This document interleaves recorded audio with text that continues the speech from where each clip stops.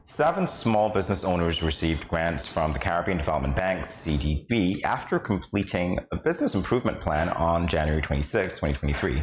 Here with us now is Therez Ambrose-Versailles, Research and Communications Officer in the Ministry of Tourism. And she's going to tell us all about this initiative. First off, welcome back to GMSKN and Happy New Year to you. Good morning, and thank you for having me back. Our pleasure. All right, so I did say that you were going to tell us about the initiative. So let's start with the why. The why. Well, the Future Tourism Business Improvement Plan and the project itself was created at a time when persons needed the assistance. It was created back in 2021 when St. Kitts and the region had COVID. And it was basically produced or introduced to help those most vulnerable in society, mainly women-owned businesses. It spanned an 18-month course, and it had 3 components. One was to open a dialogue between countries so that they could create policies that would best help persons in during that time. And from there, they would create what is called the financial assistance and the mentorship, which is the knowledge management aspect of it. So it was created basically to help persons maneuver these unforeseen circumstances. 18 months. 18 months course. Well, I should say there were 2 groups. The first cohort, they started in 2021 actually, and they had a similar experience where they had to have their mentorship done. They had business, they created their business improvement plan and also had their one-on-one session in terms of the implementation of the funds. And the second group is a unique group because they entered knowing that they were not going to receive any funding, but they were enthusiastic. They decided that this was something worth doing, and because of their enthusiasm and their enthusiasm to showing that they want this, the persons within the UNDP group in Barbados decided, you know what, I'm going to help them further. And in November of last year, we got a call from the group in Barbados saying that we have an assistance for them. So I set out with my colleagues in Nevis, especially Miss Vanessa Webb. She's a tourism officer in Nevis. And we went about contacting the different ministries who are involved, which I will name shortly. And we contacted the stakeholders, the 7, to let them know that they are indeed eligible to receive funds. So how was this received when you contacted them? They were very, very grateful for it because, again, knowledge is one thing, but that little extra went a long way for them. So the persons that were chosen for the first cohort that received the benefit, how were they chosen? Who are they, and how many were they? Well, that in itself was a challenge for us because when we got the invitation from the Ministry of Sustainable Development, we had to go through our stakeholder list, and we literally, my team and I, we called everybody we knew. We let them know that this is an opportunity for them. Sign up. You never know what could happen, but go right ahead. Over 100 persons, business owners signed up. It went down to 41. Then based on whatever happened, went down to 21 persons between St. Kitts and Nevis, and they stuck it right through. You had instructors from UWI, the Financial Institute of Business Management from Frankfurt University. They were there giving the courses as well. We had mentors from St. Kitts, especially Dr. Tamara Brown. They were there giving mentorship as well, and they stuck through it. They created a business improvement plan, and at the end, they received the funding and the mentorship as well. I can only imagine how nerve-wracking it might have been for some of the participants because you're talking about the dwindling of the numbers. Yes. So for those who actually stayed the course, let's talk a little bit about some of the lessons that they learned more specifically that you're aware of. Well, it would be whatever information that was needed to help improve their business. We weren't privy to a lot of the information because we were like the outside man, the mediator.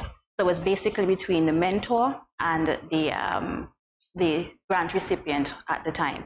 So it would have been anything for a business improvement plan, what you need in financial, to build your financial acumen, anything that was needed to create or to improve your business, it was done. And so it had aspect of marketing as well, the digitization of your business so that they could maneuver themselves in an era when everybody was going to digital. We were no longer in an area where we could meet face to face. So it was best that they at least have that know-how, how to maneuver themselves. Well, that one is definitely important. Everything is important, but that one, particularly navigating that space in which the pandemic operated, then that was important indeed. So you mentioned naming some of the institutions that collaborated on these initiatives and their individual roles. Well, firstly, the Caribbean Development Bank, they were the principal finance agency for the entire program. Then you have the UNDP, which is United Nations Development Program Office in Barbados, and they were responsible for creating the program itself. And the information was filtered through the Ministry of Sustainable Development, which they got in contact with us, Ministry of Tourism, Federal Ministry of Tourism, and as well the Ministry of Finance. We were the go-betweens, because with these type of things, you need that level of authority and that transparency, so that when opportunities like these come in the future, there isn't any, so we have to make sure everything was above board. So that was our role, being the mediator, making sure that everything is as it's supposed to be.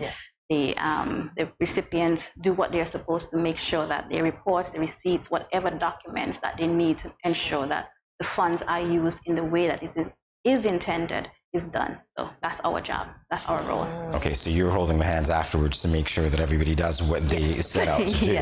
We basically, hold their hands, let them know. Remember, next week you have reports coming up. Make sure that it is done. Make sure that you can get in contact with Mr. Guiara, which is the liaison officer in Barbados, to ensure that all your reports are in, and so there are no issues on our end and on their end either. Okay, so they're really in charge now of, let's say, setting the course for their business in ways that I suppose they were never able to understand or even comprehend before. All right, so when we talk about that in the space of businesses, let's talk about the types of businesses that you're aware of that those participants represented.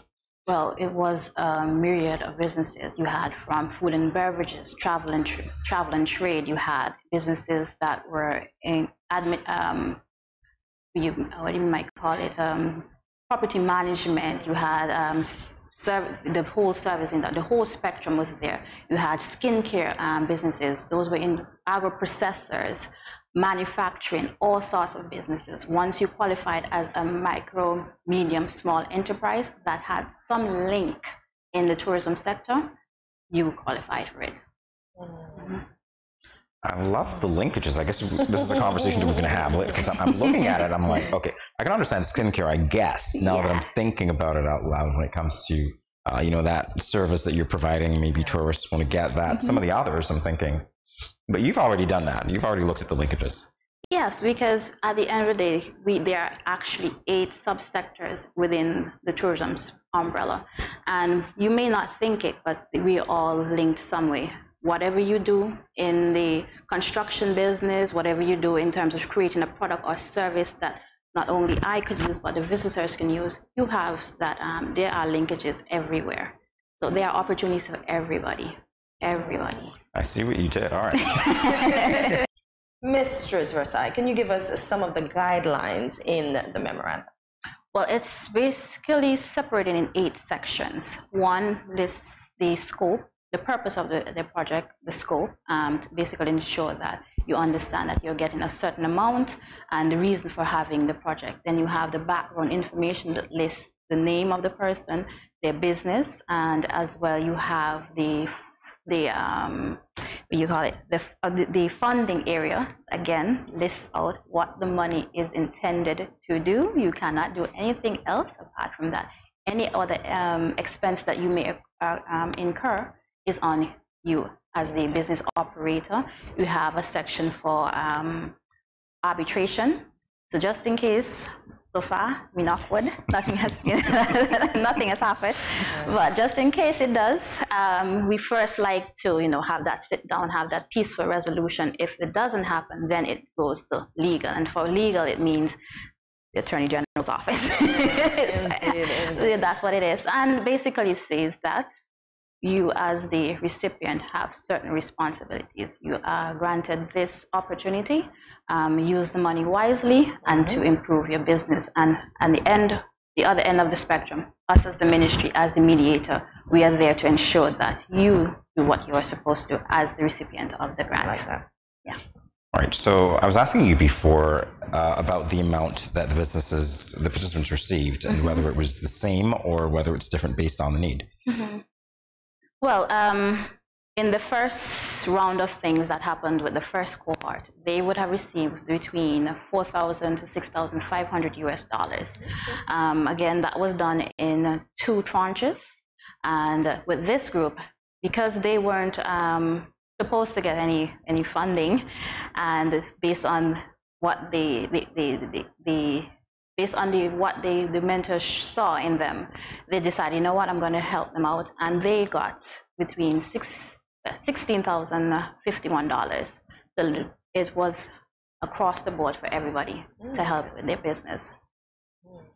All right, so I can imagine, and this is just me thinking out loud again, with you here, of course, benefit of your knowledge and experience to ask, but if we're working on a business improvement plan and then we have to say to you, this is how we want to use the money, then you're going to look at that business improvement plan to see exactly what those needs are and how they align with it? Yes, because you have to do a situation analysis. You can't know what your issues are if you don't look at what has been going on. So throughout the course, it's a 12-week course, they would have been working on that business improvement plan, again, along with their mentors. So based on whatever knowledge that they would have learned, it would have been applied to the business improvement plan. And that as well helped with the selection process. So based on what they produce, that helped with the selection process in terms of who would have been the person receiving the funding. And they were aware of this going in, so it was a little competitive. I would imagine it was very competitive. It would have been very competitive. So the 7 persons that were chosen, they fit the criteria? Yes, they did. You had to have been a legitimate business, operating or about to operate, up to date with your income tax. One of the criteria that they were very adamant about was that to focus on those most vulnerable in society, mainly women. The service sector is dominated by women, and COVID impacted us in a way that we've never seen. And when you're looking at the numbers and you're seeing that our service sector fell 72.3%, you know that there were persons hurting out there. So that was one of the main criteria. Even though that was a requirement, it was open to both sexes. So both men and women were able to qualify for the virtual learning sessions. Oh, well, it's very interesting when you say businesses that were operating or about to operate, because I can see, again, some thought being given to the fact that people were forced to work for themselves, and so to give them that extra push, as it were, before they could even open the doors. A lot of persons didn't know that the COVID-19 would have placed them in certain situations, so you had to be agile and think, and just basically it was a survival of the fittest for a lot of persons within the service sector. Wow. It's good to know that we have persons like you and entities working together to ensure that there's that safety net, as it were. We try to, we know we're limited as a government entity, and whenever these sorts of opportunities arise, we try as much as possible to look for our stakeholders, encourage them, because it was a feat to get a lot of people to sign up. You would think that it was yes, no, and I think it was the fatigue of COVID-19 and the fact that they weren't seeing the big pictures yet, because it was a lot of work. One of the things we realized that a lot of persons were not equipped in terms of having the proper devices, the proper infrastructure in terms of network, maneuvering or using these devices. So those were a lot of the drawbacks for persons who took part in the session. So it really helped us as decision makers coming from the ministry to understand where we need to be.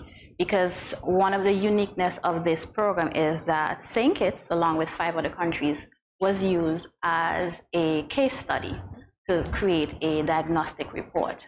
We are now in possession of that report, and obviously it will help us in the future. And yes, a lot of the use aspects were highlighted. So I don't want to put you on the spot, because obviously you have a report that we contributed to in some way. Are you at liberty to discuss any of it? No, because I have not discussed it with the minister. That's true. So this is where we're putting it out there. That once you have, perhaps we can have a subsequent discussion on that, because I'm sure that data is going to be very meaningful.